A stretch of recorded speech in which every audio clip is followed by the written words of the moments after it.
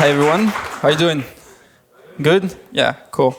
Well, first of all, thank you very much, Bill, for being with us today. I'm super excited to be chatting with you. I guess what we'll do is we'll have a chat with Bill for half an hour, and then you guys will be free to ask all of the questions that you have in mind. So where should I start? Because it's very complicated to introduce someone with such an impressive resume. But I found out something this morning that was interesting about you, is that you used to be a basketball player. I like to think I still am. Okay. Incidentally, I used to play as well, shooting guard. I know I don't look like it, but I was. And my coach used to say something that was, discipline is the core strength of a team. Your book is called Disciplined Entrepreneurship. Yes. Just how important was discipline in being an entrepreneur, and what do you mean by discipline exactly?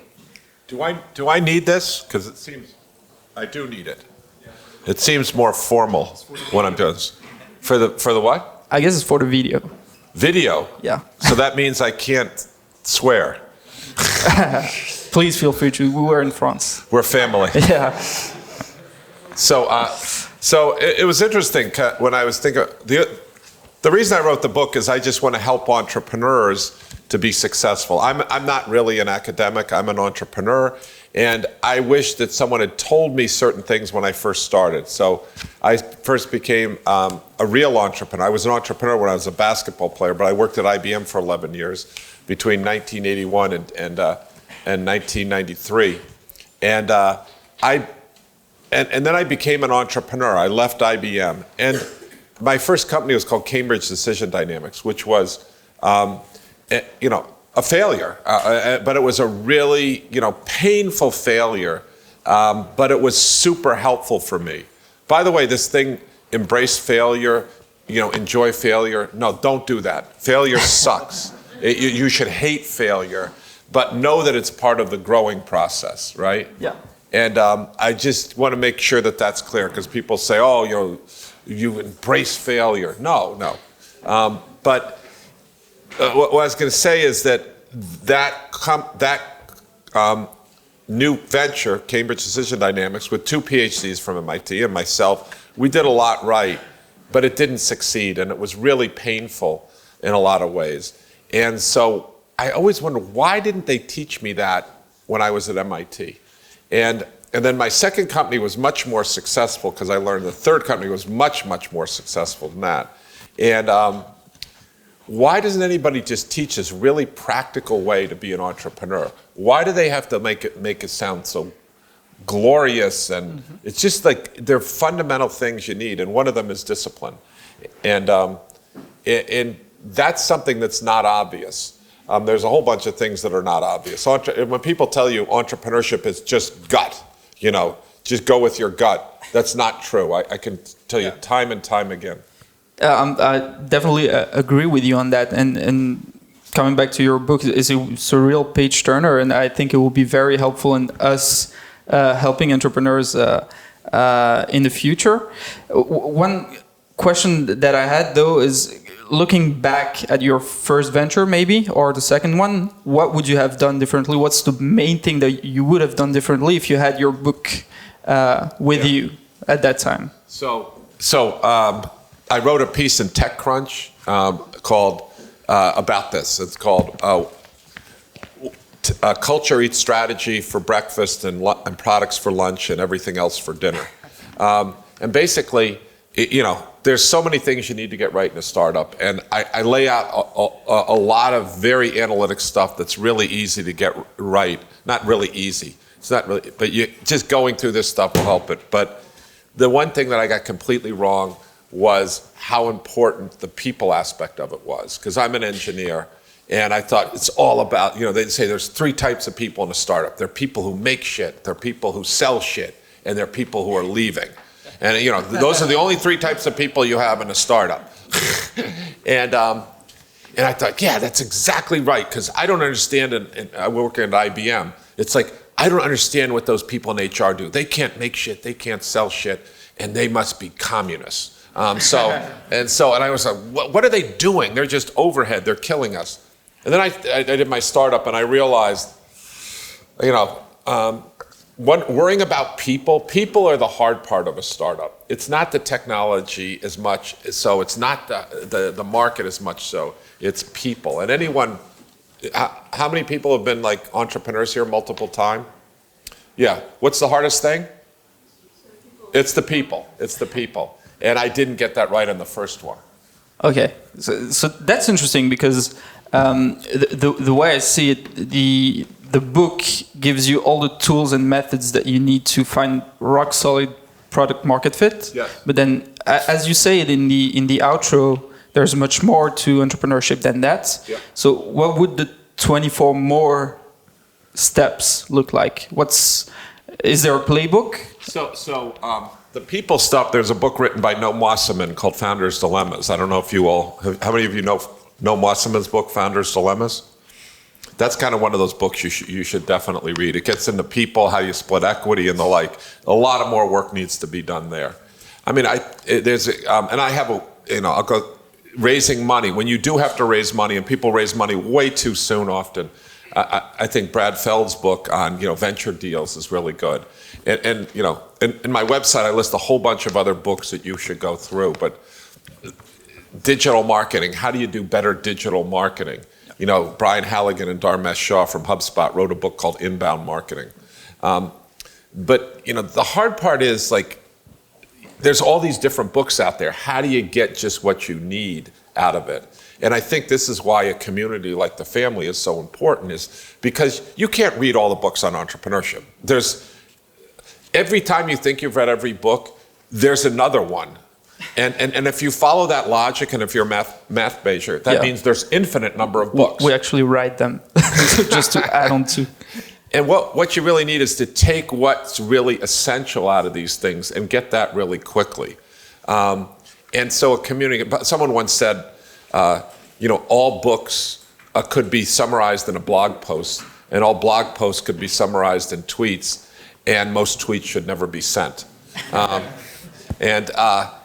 But I think it's really important in a community, not that you read every book on entrepreneurship, but you get the essence of these books. And sometimes you can do that from other people. And to the family's mission and values is, I won't know everything about digital marketing. I'm a product market fit guy. But if you know digital marketing, then I'm going to come to you and I want you to summarize what key things I need to know and maybe help me. And then she'll know about finance and I'll go to her and help her about that.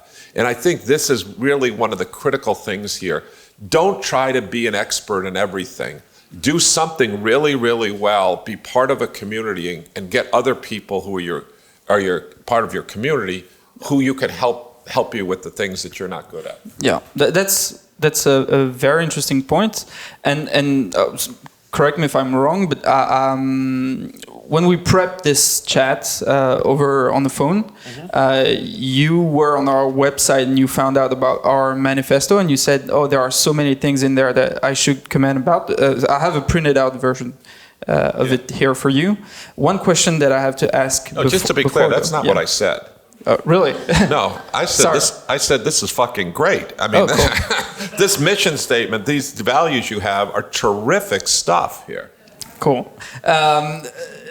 The main question that I had is, would you recommend an entrepreneur sits down and just lays out his vision before he starts, before he goes into those 24 steps that you mentioned? How important is it to build a mission statement, or does it come along the way? I would say absolutely. You might succeed without it, but your odds if you do it are going to be higher.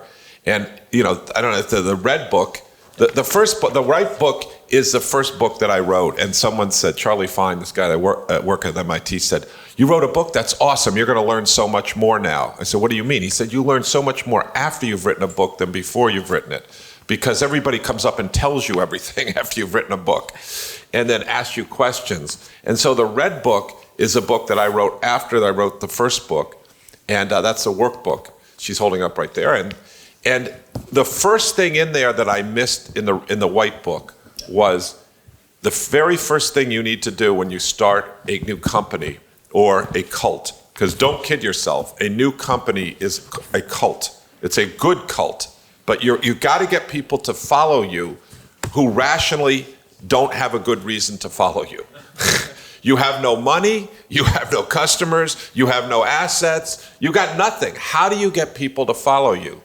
And you get them to follow you by this phrase that I heard from the Spanish that I really like. It's called raison d'être. And that was a joke, all right? That was a joke. Do you have a sense of humor here in Paris? No. But it's French. But I believe, and that's why I start off the red book, is you should have a raison d'être for your business. That means, why is the world a better place because this organization exists? And you need to believe in that to your soul, that this is a good thing for us to do. And if people believe in that, they will follow you. And if they follow you, they will follow you when the going's good, and they will follow you when the going is bad. But there has to be a good reason to do that, do this. And then you have to say, and when we're succeeding, these are the values that we have that are important to us. And that's when I saw yours. That's why I liked it so much. You have a clear raison d'être. You have, this is what we're doing. These are the values. And if you don't do it this way, there's another church down the street, and maybe that's much better for you. And you have to be consistent, because culture is just operationalizing of values.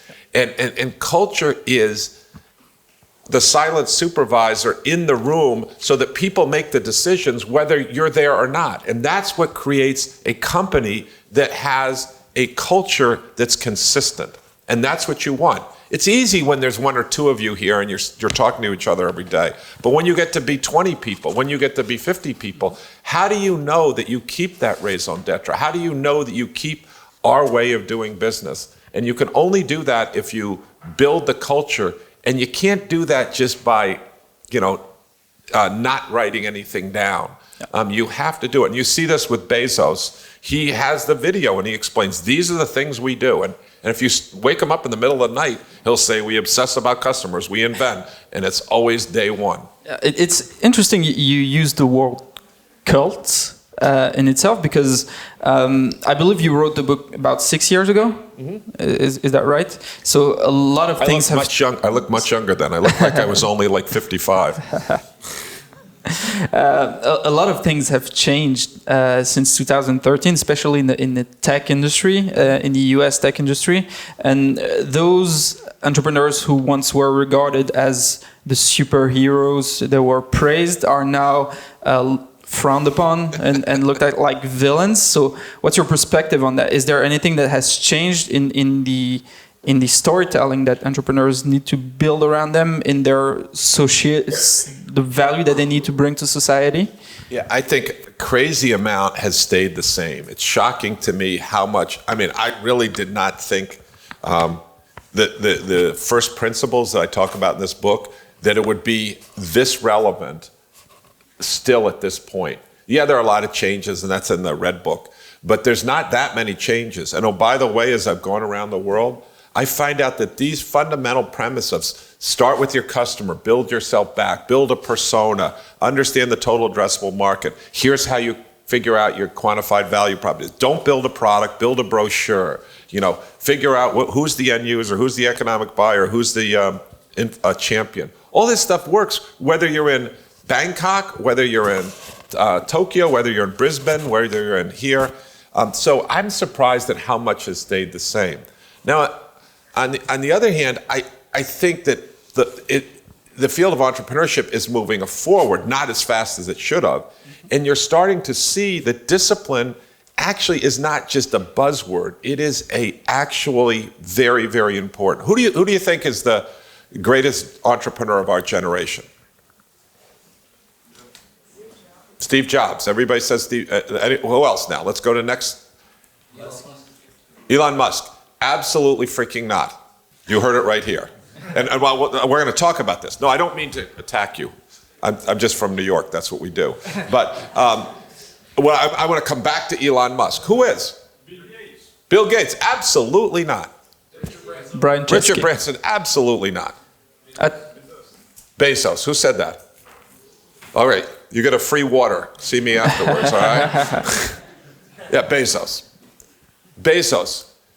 First of all, you wait and see what happens to Elon Musk here. You know, Bezos is out of his mind. This is a guy, Gates started with a lot, you know, his family and where he got it, he got a monopoly and he just milked that monopoly. I love every entrepreneur, don't get me wrong, but I'm just comparing greatness here. But when you talk about Bezos, nobody holds a candle except maybe Steve Jobs to Bezos. This guy's out of his mind. He started with nothing. This is not someone who came from a well-to-do family. And you remember, there was no Amazon before.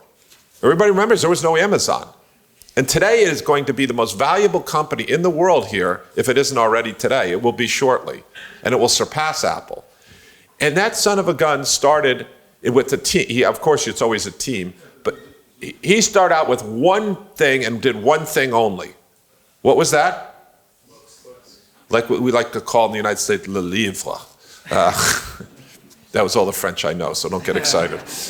He started with books. Books is a fantastic market. He identified what a great opportunity books were going to be, because you could create a highly differentiated product in books. It was growing very rapidly. Everybody was making money. And then it was just, the market was going to explode. No, that's sarcasm, just to be clear. Books sucks. Barnes & Noble's going out of business. Borders going out of business. It's an undifferentiated product. We can ask our publisher. People don't make money in books. But Bezos moves into it, and what does he do?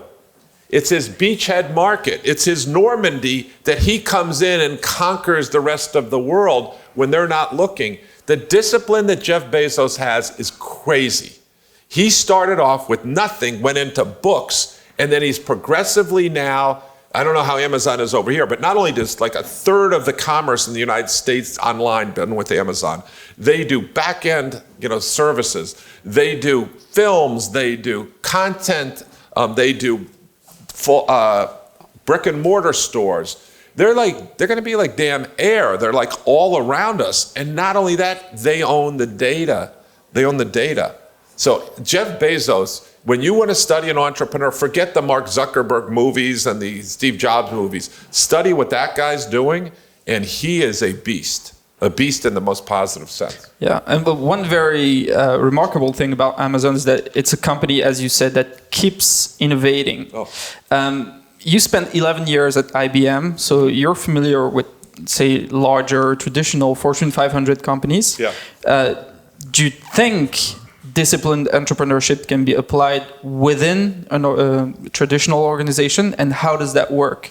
How do you make it work? How do you become a Bezos-like organization? Yeah, look, Bezos is a big organization now, and it keeps innovating. So you can do it. It's just really hard. Like when you all are starting, the beautiful thing is you have a blank canvas. And so you don't have a lot to lose. And if you lose, so what? I lost in Cambridge Decision Dynamics. Who cared? Here we go. We're starting again. And we started another company. You can't do that. We couldn't do that when I was at IBM because they had a market cap that was, multi-billions. And so I couldn't mess that up.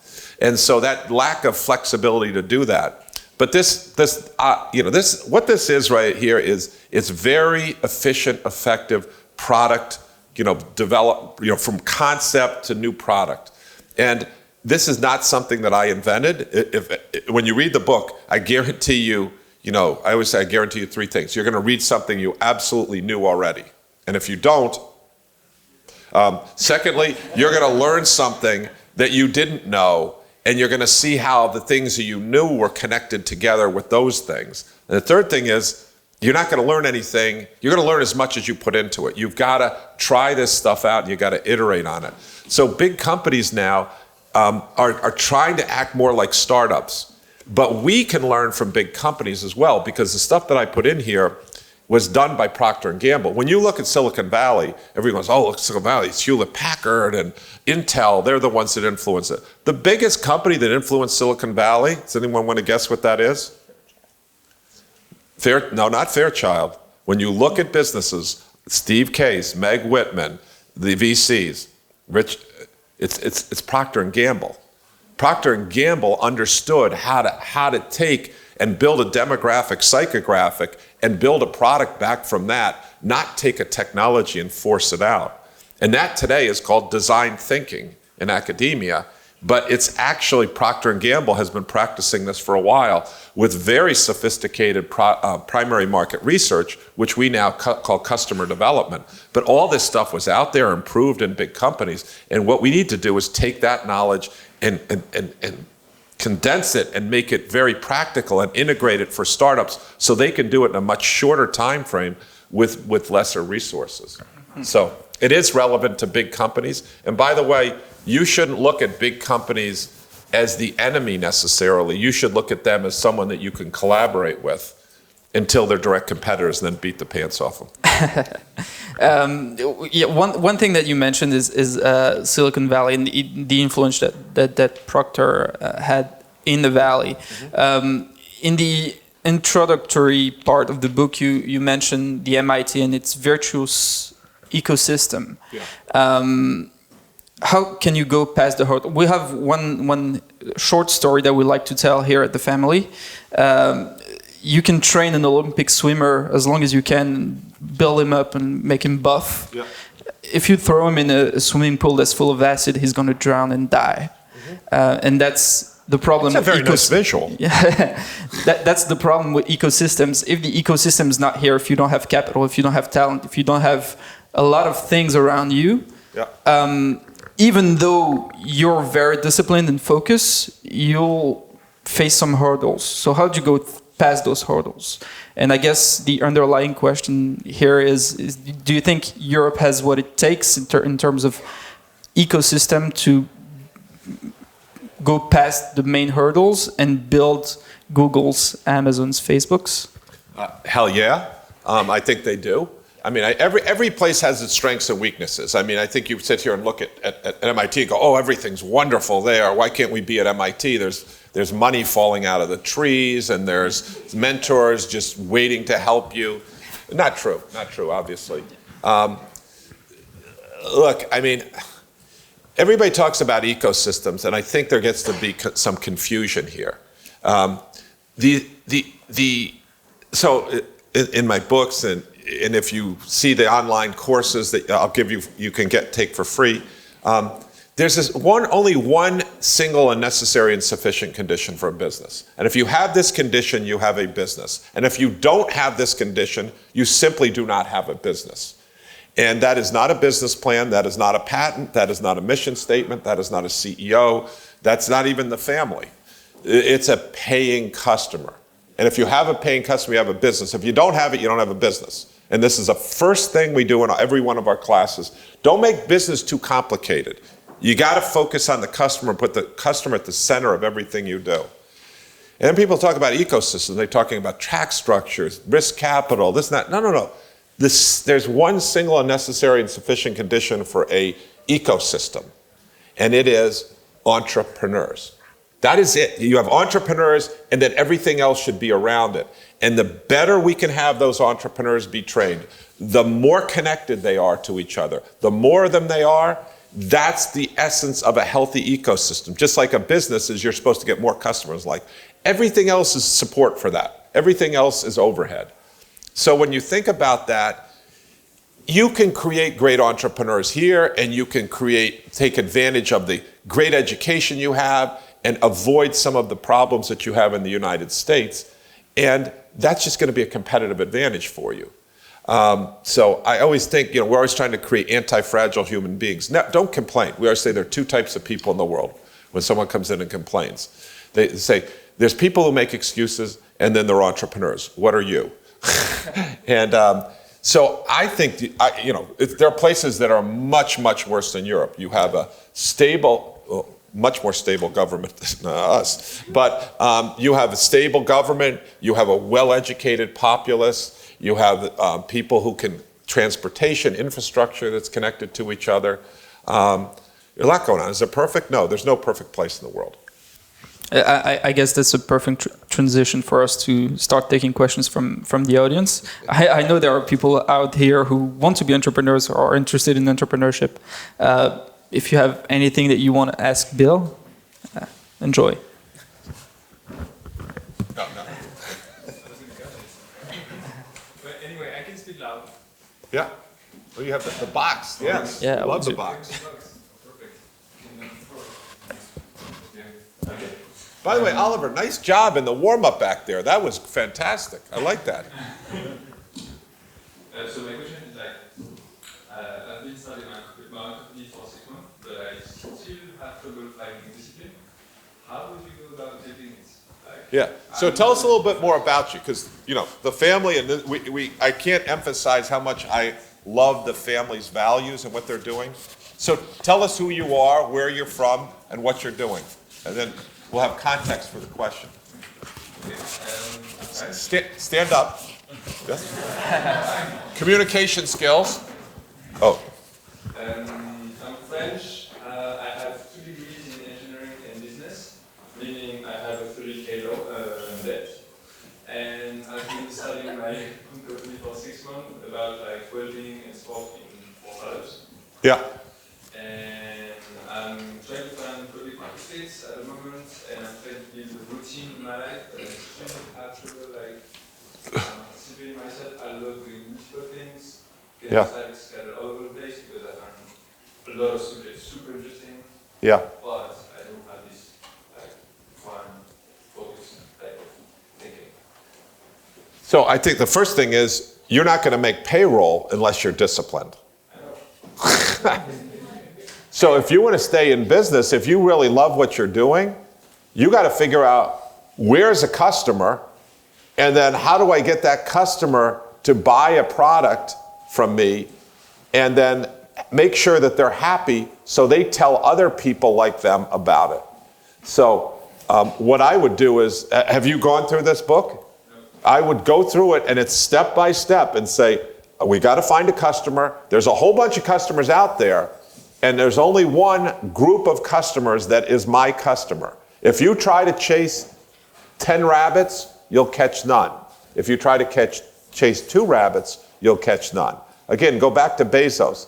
Pick one thing you're going to do and do it really, really well. And then you're going to see that you should start to see progress. If I know who my customer is and I get one of them that I choose smartly, if I make that person happy, if I make her happy, then she's going to tell other people in her demographic, psychographic, that this is a good product. And then the product will start selling itself. You'll get some income, and then you have to stay focused at that point of like, how do I get more people like that? Don't get distracted by him who might come in and say, that's great, I want product B. No, you're selling product A. So I guess you have to just realize you're not going to continue to be able to be an entrepreneur unless you have that type of focus. I'm not here to show my book, by the way. Well, actually, I am here because the book is out. I have to tell you something funny, by the way. This is like one of the last languages it's come out in. Have I told you this? No, I didn't know.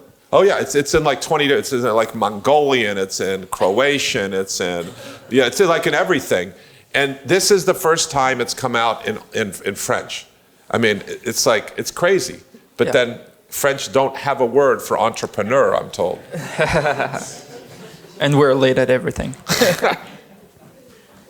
Yes. Don't need the translation.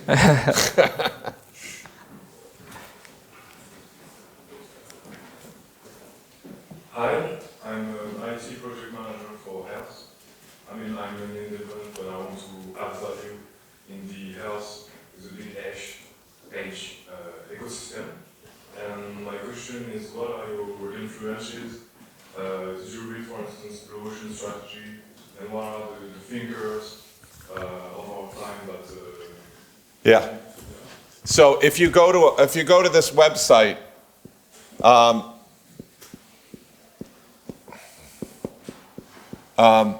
you can type in disciplinedentrepreneurship.com, but most entrepreneurs have attention deficit disorder. So I've made it easier. So if you just put d-eship.com and then you go to resources, you'll see all the books that the podcasts that I recommend. There'll be videos up there.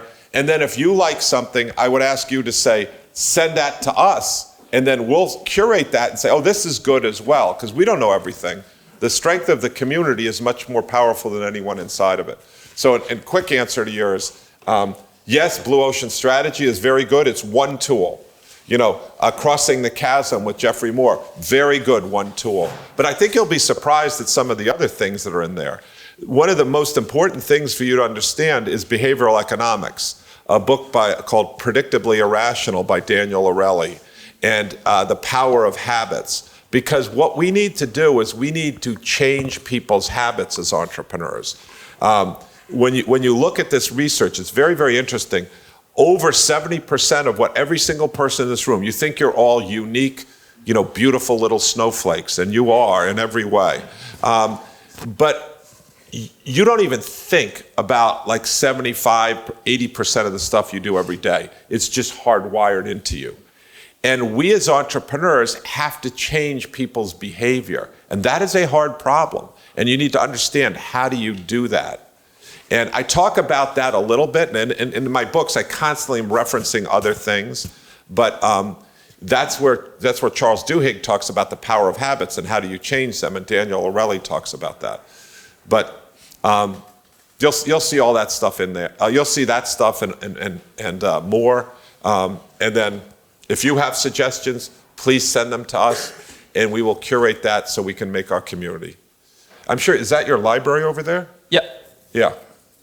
We have a bunch of books related to entrepreneurships, arts, culture, whatever. But can I just say one thing? Don't be mesmerized by the latest shiny new toy in entrepreneurship. This is one of the problems that I've had trying to make entrepreneurship a serious field of study, is whatever the new book is, whether it's Blue Ocean Strategy, Crossing the Chasm, everyone's like, ooh, forget everything else we've ever done. Let's do this. And Lean Startup was a great example of this. Well, everything's lean now. Wait, what is this based on? What happened to Blue Ocean Strategy? What happened to Crossing the Chasm? I thought those were useful tools too. We as entrepreneurs have to build up a toolbox. And if a new tool comes along, then we should analyze whether that's a good tool or not.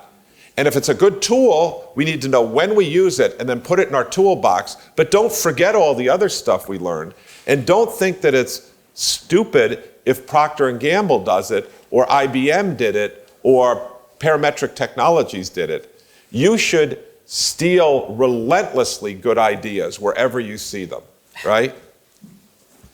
That's true. Good artists copy, great artists steal, right? Good artists create and great artists steal. Steve Jobs, the interesting thing about that quote is Steve Jobs, it's attributed to Steve Jobs. Good artists create, great artists steal. Does anyone here from Spain? Yeah. Does that sound strange? No. Yeah, because Pablo Picasso said it, decades before Steve Jobs did. So which is totally inconsistent with the quote, right? Yeah. Anyone else? Yeah. Hi, I'm Lady, and I'm considering becoming an entrepreneur. Yes. You said before that, Where are you from? Madrid. Oh, wow, yes. You speak American, too, which is unusual. A lot of English classes.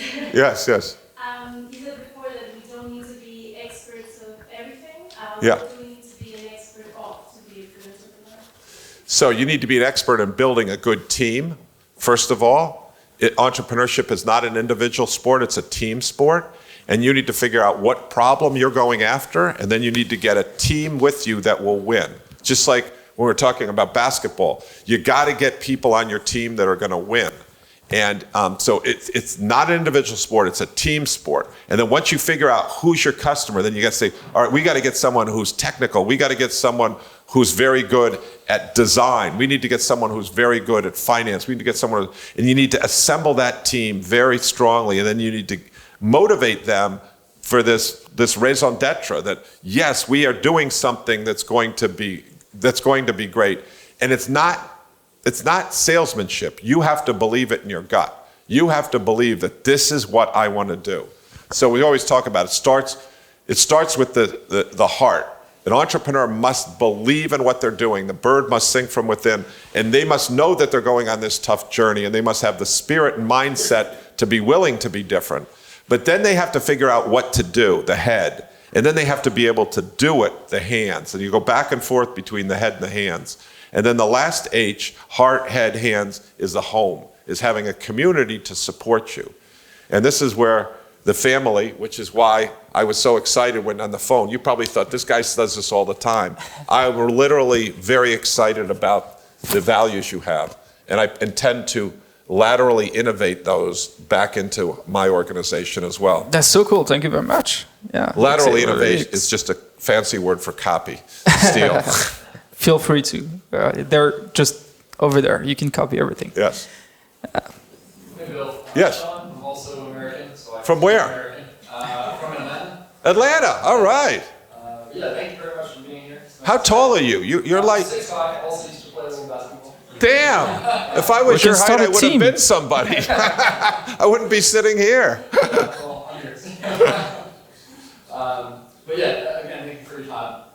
You mentioned a lot about podcasts and books to read. Obviously, you have Yeah. a book out. But I'm struggling, so I'm binge listening to podcasts about business and entrepreneurship, reading. What are your favorites? I really like this. There's a podcast called the Startup Podcast. Yeah. And it's more kind of like stories about startup founders. Yeah. Kind of similar to how I built this. Yeah. It's also like, but it's, I kind of get, it's nice because it's not strictly kind of like educational, it's more stories and the Yeah. People learn through stories much better than they do with people lecturing to them. Yeah.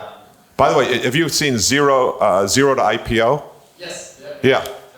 That's my favorite right now. Yeah. But beyond that, I'm struggling. I just started a business Yeah. this week, actually.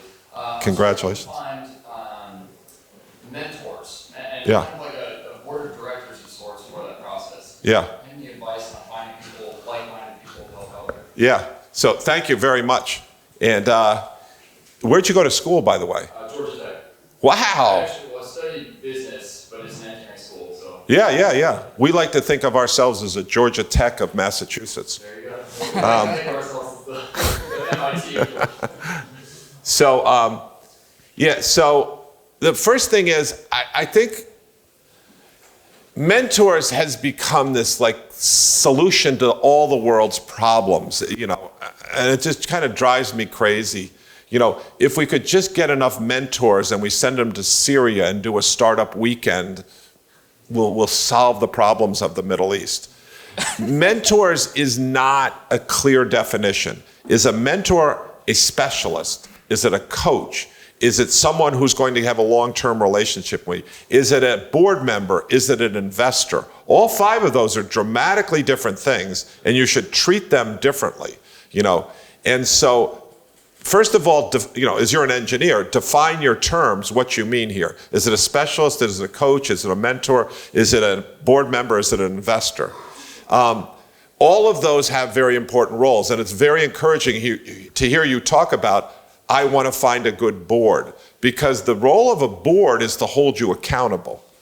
A mentor is like a friend. A board is not your friend. Don't convince yourself that a board is supposed to be your friend. That's not their job. They might be your friend, but their job is to hold you accountable. And those are different things. A mentor will be like, oh, this is good, and they're helping you through it.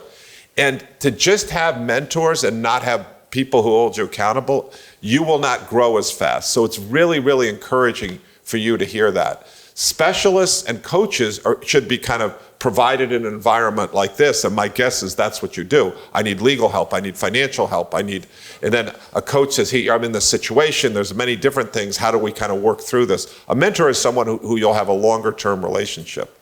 An investor is a totally different one. They're in there, and it's not they're bad people, it's just they have to get a financial return. So always understand the role of people in this. I think right here now, there are people here who can help you, and you're always evolving as you go through this. There's a young fellow I met over here who's from MIT. What's your name, sir? Joel. Yeah. And then you have to go date, just like you date co-founders, you have to date mentors, and there are other people here that you should go around today. Unfortunately, at the time I was there were no entrepreneurs at MIT. Yeah. But now at MIT, there's venture mentoring service. But I think there's probably a list of mentors you have, but you have to go over to someone like Joel, and there are other people here.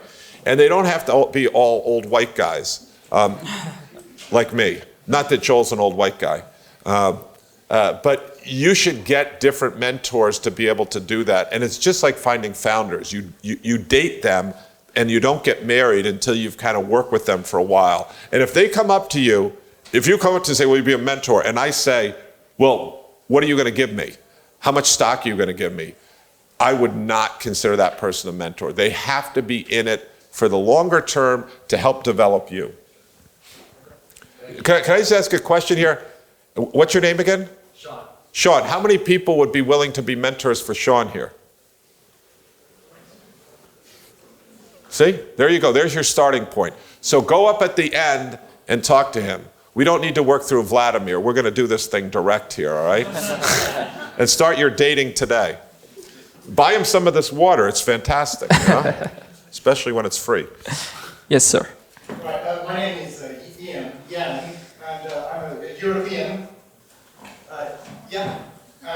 What does that mean? Are you Dutch? More than one nationality in Europe. Can you list them? British, French. Wow, okay. Sometimes I don't even agree with myself. So a joke, a Japanese joke. Young engineers have good ideas. Old engineers have bad experience. Right? So my question is about how much people who are operational, technological, in a company of 100 people that are in this situation, how much should they know about entrepreneurship? Now, please be really, really honest here. Do you think they should all read your book?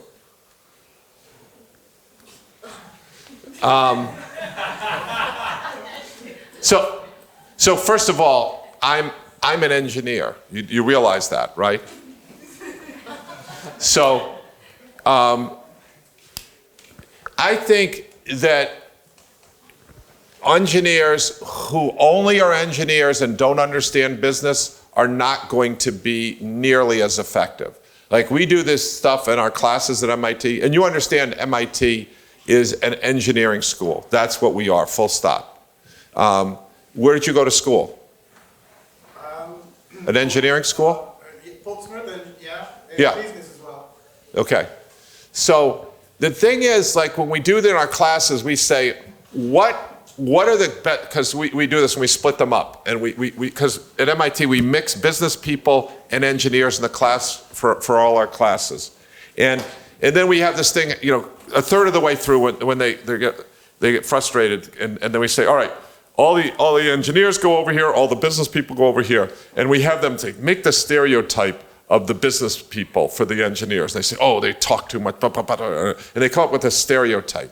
And it comes down, and basically they treat us like we're just a bunch of geeks that just there to answer and write code. And then the business people go in their room and they bitch about the engineers. And they go, they don't respect what we do, they don't treat us like human beings, they think we're a lower life form, they just want us to be a sales machine, right? Now you see what's going on here. It's precisely the same thing that both sides don't respect each other. And then what we do is we say to this group, we say, tell us the profile of someone that you really like. Because they all found someone that they like over there. And the profile turns out to be they understand enough of what we do to respect what we do, and then we can talk to them in a respectful manner. But they know their center of gravity is on this side and our center of gravity is on that side. And the way successful startups work is not that just you have a hacker and a hustler. You know, it's not just you have a hacker and a hustler. Do you know what I mean by that? Like, this is a business person, this is a tech person. It's not just they get in the same room. The question is, what is the clock speed and connective tissue between them that they can go back and forth on ideas as quickly? So it's not just that that you're a business person and I'm an engineer. It's how often can we talk to each other? Is there connective tissue? And what Thomas Edison called this is the how do we measure innovation? The number of times we can iterate on a new idea when we first have it. And this iteration, this clock speed that goes back and forth between these two capabilities is what makes for a successful company. And I would argue that you need to have enough knowledge on both sides to be able to do that, even if your center of gravity is there. By the way, we have some tremendous business people who are engineers, who were trained as engineers, but they learn business. And we actually have some people who go to Sloan School of Management who end up being the hackers and the technical that are very, very good. So it's not what your degree in, it's kind of where your passion is, where your center of gravity is, what you're most comfortable. But you have to, it's a team sport, going back to that. So should they all read the book? I don't know, it's up to them. I found it really useful, but you know, you're all different little snowflakes, as we talked about before. Thanks for the compliment. Hey Bill, Hello. I was have to say it's great to see you because we've been us three in the first MIT Entrepreneurship Bootcamp online last year. Yes, wasn't that awesome? Yeah. I did not, that was an experiment. I did not know how it was going to work out. And our dean said, you got to trust us on this. And when you're from New York, when someone wants to say screw you in New York, they say, trust me, trust me, trust me. So I didn't like that answer, but it turned out this thing, online boot camp, was really, really good. Yeah, we were the Team Smart Brothers, so we had Yeah. a good time until the end. We were back to 5, so it was really Yeah. good. Are you still doing smart travel? No, we put it on the side right now. Yeah, But, good. We'll see. I have a question. So I think what's great in your book that you really Wait, insist that the PMR Wait, where are you from and what do you, Sorry, man. I'm Sophia, I'm French. yes? And I work right now for GE, General Electric. Yes. Not very far from here, but I'm an inspiring entrepreneur on the site. Yes. After the bootcamp. Yes. And I'm trying right now to build slowly my project. Yes. So I think it's very great that you, in your book, you put an emphasis on the fact that PMR is mandatory and Yeah. the initial step. Yeah. Because we are so eager to build something before people are going to buy it, actually. Yeah, yeah, yeah. But I'm stuck in something very important that you just mentioned, is people. It's Yeah. hard for me to find a team. Yes. And I'm on my own. And you have a process, like advice, like really precise to find and create a great team. I'm an engineer, so I don't really like people. Me neither, because I'm also an engineer. Yeah, so it's not hard, it's hard for us, but basically what you do is you put yourself in situations, it's like dating. It's like trying to find a boyfriend or a girlfriend. You have to be dating people and not just get married to the first person you see. And also, you can like someone, but that doesn't mean you get married to them, if you know what I mean. And so, what are good things for this? Good things for this are hackathons. Because you don't just want to meet someone and say, hey, let's have some wine and cheese. There's nothing there at that point. What you have to do is you have to go through some stressful situation where there's a goal that needs to be reached, and there's some up and down with it. There's some challenges that you need to go through, some hard times. And we're talking about this at lunch today. This is why the Israelis are able to form teams faster than other places, because they're all in the military together, and they're put under highly stressful situations, and so they know how people react. So what we do at MIT is we try to, all our classes are project-based, and so you have to hit deadlines, and there's a lot of pressure to kind of go through, and you have to hit, and then there's another one right after that, another one right after that.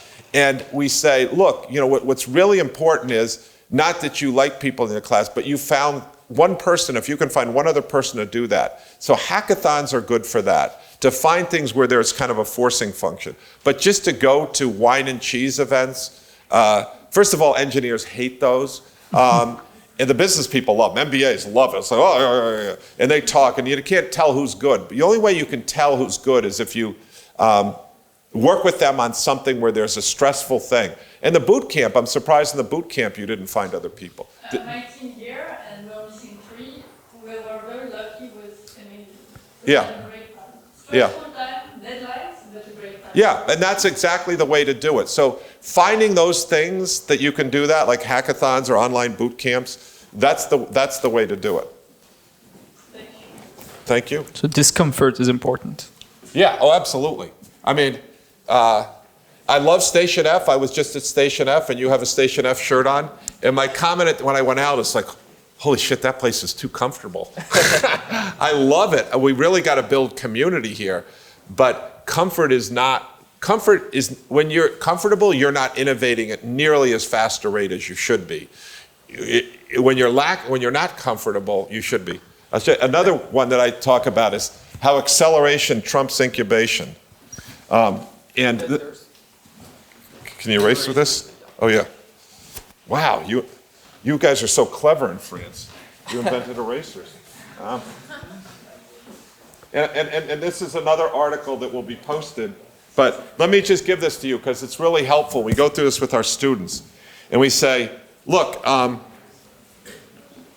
when our goal as entrepreneurs is to create a high-growth startup, an IDE startup. This is success. Everybody got that? It takes off, and the problem is that especially the first time at a place like MIT, what we tend to do is we're very determined, and we do this, and it's not really successful, but it doesn't fail. It doesn't do the crash and burn like this, right? Because we don't want to do that because C, it crashes and burns, right? And so this B is better than C, right? And you French, you hate to fail. And I told you I don't like to lose, embrace failure. So clearly B is better than C, right? No. Yeah, we don't want to have the pain, right? And that is wrong. That is wrong, especially for you young people. This, you're learning nothing at this point. It's just flattening out, and you're just a living dead, basically. You've avoided failing, but you're not learning anything. This loop right here, that right there, that tells whether you really should be an entrepreneur, and that's when you really learn. That was Cambridge decision dynamics for me. And if you do this loop, I guarantee you your odds of doing an A are going to increase substantially afterwards. So, this idea that, we shouldn't fail, you have to know when to shut it down and when to move on. This chart is called Fear the Walking Dead. Yeah. And so what we do is we force people through our acceleration program. What happens here is if you get too comfortable, this essentially is comfort. We had a place called the Beehive, and we set it up, and people loved coming into the Beehive, and it became a social community and everything. And then we have a program called Delta V where we pushed them through, and we realized these people were not making progress, and they were not learning, and they were burning up precious time when they were at MIT, and because they were comfortable. And even when people started to become successful, it was like, don't leave. Yes, don't leave. Because we need to have coffee every morning together. And it's like, wait a second. Giannis, your company's succeeding. You need to get the hell out of here. And that's part of the theory of family, right? Yep. It's like you're still part of the family, but it's time for you to move out of the house. Exactly. So comfort is not your friend if you want to innovate. Yes, sir. Hi, so my name is Yefim. I'm from Brooklyn, so ADR. What part of Brooklyn? From the island. Okay. Classic part of Brooklyn. Yeah. So I have a startup and kind of... Are you a hipster? Classic part of Brooklyn, like the Russian, immigrant. Okay. We still don't know if he's a hipster because hipsters would never say that they're hipsters. But he's from Brooklyn, so the odds are very high that he's actually a hipster. I can't grow a beard, so excluded from the hipster. So I have a startup that automates onboarding engineers onto engineering teams. Yeah. And, we're going to lunch. The question is, how do you figure out exactly how early is too early to launch? Because when you're kind of building a sales pipeline or initial sales pipeline, you're selling a vision. Yeah. But on launch, you're not going to have a vision, and you don't want to maybe burn those first. Yeah. So how is too early to launch? People often say, "Oh, if you're not embarrassed, you launched too late." I don't know that I buy that. And first of all, I don't launch before I actually put a brochure in front of them. Like, the problem with launching products is you build products. And I'm sorry, Jerome, you're going to have to hear this again. But I think this is a really fundamental concept that this lean startup got wrong. Just build an MVP. Don't worry about if you understand the market. Don't worry about anything. Just build it and throw it out there and be embarrassed by it. And everybody knows IKEA, right? Yeah. IKEA. How many people have bought stuff at IKEA? Everyone. Okay. So here's the deal with IKEA. So if we go into IKEA, can I just steal this for a second? And you see a much more sophisticated chair than this, and you're like, that chair's $40, right? And you say, what a great deal, I'm gonna get one. And you pick the little thing out in the back, and you then go check out, and then they say, they bring a box out, you go, oh shit, I forgot, you know. You have to put it together, and it's more sophisticated than this chair. And you say, oh shit. And they say, we can build it for you, and it would take us like 30 minutes, and it would cost, and you could just have some food over there, and we'll do it for you in 30 minutes, and it'll cost you $30. And if you're an engineer, what do you say? Hell no, I can build it. I'm from MIT. We're not gonna. Of course we can build it. We don't even need to read the instructions, and I'll do it in 10 minutes, right? So we go home and we take that box and we open it up from IKEA, and then it's on the floor and you're like, holy shit, I didn't realize there were this many parts. And the instructions, even if you want to read them, are in Swedish. And you're like, damn, but I'm not going to be defeated by this. And so you build this chair, and it's like frustrating, and you want to go out at that night, and you're kind of like trying to get out, but you can't. And then you build it, and it's like, shit, I finally got it done. Why is it wobbling like this? And then you turn around, there are two pieces there. And what do you do with the two pieces? You throw them out. You must be married. Are you married? No. Yeah, you throw them out. If you're married, get rid of them quickly before your significant other sees them. And then on the other hand, someone who's particularly bourgeois, like they're from Harvard, and they see the chair and they like it and they buy it and they say, oh, would you like to get it built? And they say, $30, what a good deal. Yes, how many times have they built it? 1,000 times before. And they build the chair and they pay $30 for it. So that chair now has $45 plus $30 in it. It's much better built than this chair, which was built by someone who'd never built it before. And now this chair doesn't wobble. How many of you prefer the wobbly chair to the not wobbly chair? No, you don't. You're just being contrarian. Why do you prefer the wobbly chair? No, but I'm now selling you the chair. That's all sunk. That's all sunk, right? Which chair would you prefer? This chair that was built wobbly, or that chair? Everybody would prefer that chair. Right, it's a better chair. There's only one person in this room who would prefer that chair. Who's that? Who built it? The person who built it. This is a well-known thing called the IKEA effect.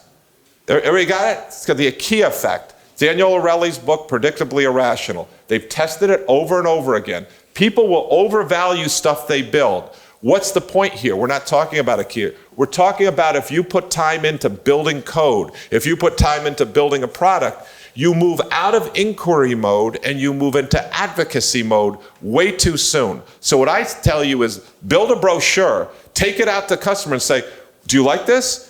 Or do you like this, or this? And she says, I like this one better. All right, out of this, what do you like? What do you not like? And have her go through that. And you can do that by taking a brochure, which I prefer because I'm an old guy, taking it in front of them and showing it to them and see how they react. But you can also do that by clickstream, by A/B testing, by putting things in front of them.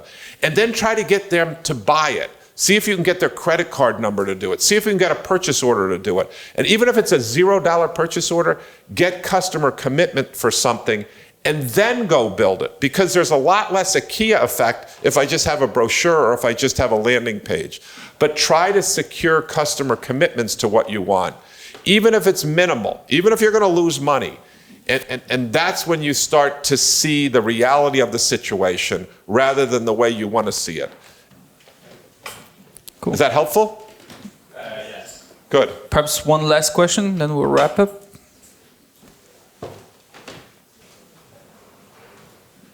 Hi. Hi. Thank you. I'm Alexis. I'm still entrepreneur for startup. And I have a question about something you mentioned at the beginning. You said Elon Musk was not a good example Yeah. of an entrepreneur. So, Yeah.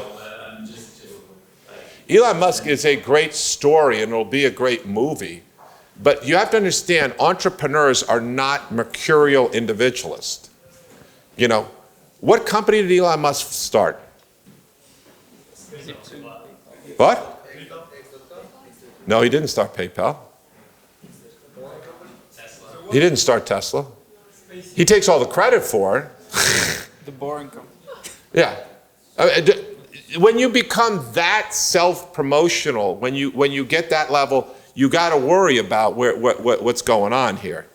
And they have never made money as Tesla. And there's all kinds of questions about the team dynamics there. And then they're not making money and they're getting enormous handouts from the government. And then what do? If I'm losing money and here's another company run by my brother that's losing money, what should we do? Clearly we should merge them together because then they're going to be successful, right? You have to be more disciplined in this. You have to I have extraordinary respect for what Elon Musk has done, but it is just not on the same level with Jeff Bezos. Jeff Bezos has been very systematic and disciplined about it and putting the company first before his personal interest to do that. And Elon Musk has done extraordinary things, don't get me wrong. But it's just not at the same level as Bezos. If you want a role model, look at Bezos, how he builds teams, how he builds a culture that's positive, how he has an empty chair next to him at meetings and everybody knows that that's the customer, not him. He doesn't say, successful entrepreneurs have to understand very quickly, it's not about them. It's about their customer and it's about their team. And entrepreneurs who think it's about them are probably believing, they've probably been successful and they're trying to rewrite history. So you got to understand, it's not about you, it's about your customer and it's about your team. So I don't mean to be, I don't want to be negative about it, but I just have so much respect for what Jeff Bezos is. I get a little defensive when people put him in the same. We can talk about Steve Jobs. That's a different story because of what he has accomplished is extraordinary. But this is not about Steve Jobs. It's just role models for you to see what we're talking about. Do we have to end on that question? Can we end on a positive question? Sure. Yes, sir. I don't know if it's a positive question, but French people are negative. Existentialist. come on, French, but I'm not negative. I'm optimistic. My name is Steve. I was from Entrepreneur. Yeah. Now I'm an employee again, and I'm working as a product owner. And my question is... Working as a what? Product owner. Product owner. Okay, great. No, products. Yeah. Products. Fantastic. Sorry for my English. So my question is, how do you bounce back? How do you bounce back? Yes, when you fail. What's the alternative? I mean, to me, there was no alternative. When I played basketball, it was like, what am I going to do? Lay in bed all day? I'm going to get up. I'm going to go back down to the court, and I'm going to play again. And damn it, that was what I learned losing yesterday. I'm going to win tomorrow. And there was an old story at IBM. A guy said this guy made a decision. It's urban legend. I actually don't believe it was true, but it's a great story nonetheless. That they used to tell this story that there was a guy in IBM who made a $2 million decision in manufacturing. And it turned out to be wrong. It turned out to be just wrong. It didn't work out well. And at IBM, what Thomas Watson Jr. used to do was he instituted this thing called a loss review. When something went wrong, everyone who was involved got together and you went through and said, what went wrong? Why did it go wrong? And how are we going to make sure this never happens again? And Thomas Watson Jr., who was an extraordinary entrepreneur, built IBM to be a juggernaut. he would go through and he would analyze it, everything with, and he'd get people to be totally honest about what went on. And at the end of in the loss review, it was clear that this person had made decision. Why did you make that decision? And he had a very sharp tongue as he went through it. And at the end, the person said, "So, Mr. Watson, I guess you're asking for my resignation." And Watson stands up and he says, "Shut the hell up.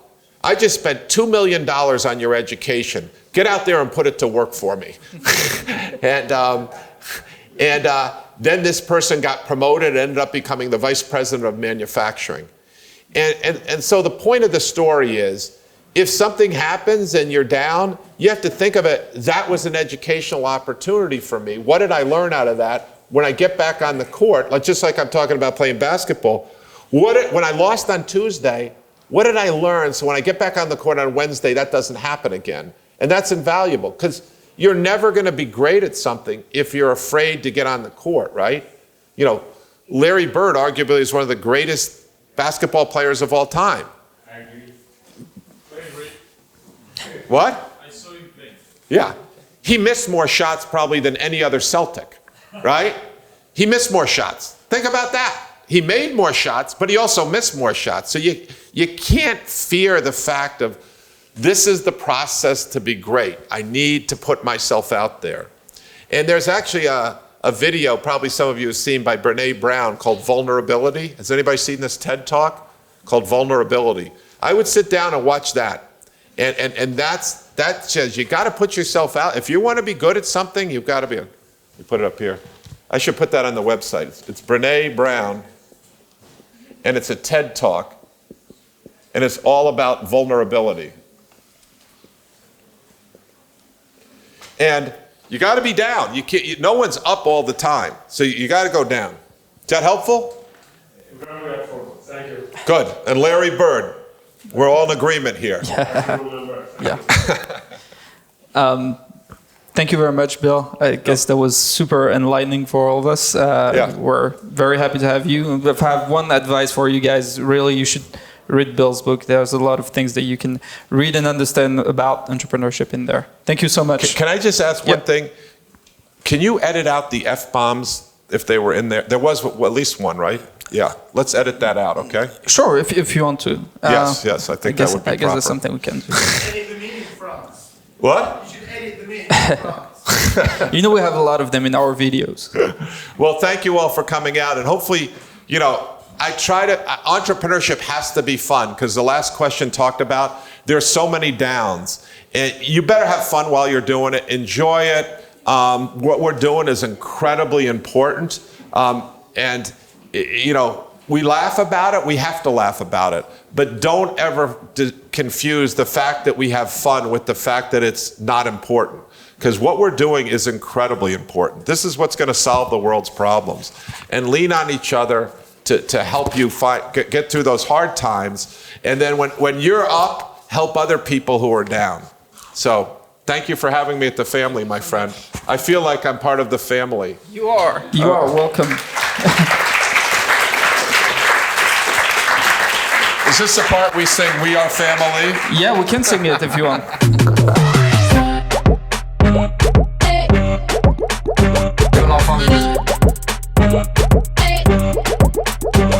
Family.